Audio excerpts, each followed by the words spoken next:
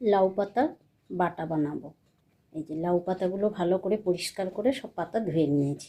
এবারে কুচু করে কেটে নেব সব পাতা।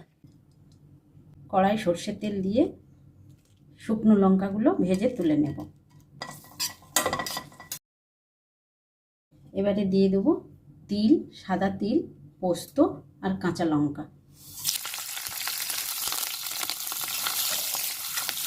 দেব রসুন, চিংড়ি মাছ।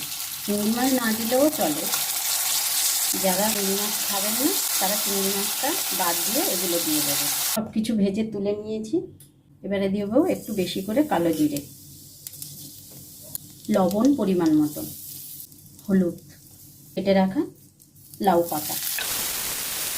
1 কাপ জল দিয়ে ভালোভাবে সেদ্ধ করে তারপরে ভেজে নেব। জলটা শুকনো করে পাতাগুলো ভেজে নেব।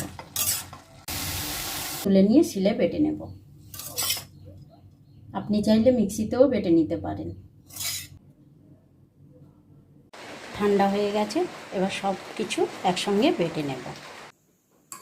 কাঁচা তেল দিয়ে আরও যদি মেখে খান আরও ভালো লাগবে। আমি এগুলো ভেজেছি তেল দিয়ে, তাই জন্য আর তেল দিচ্ছি না।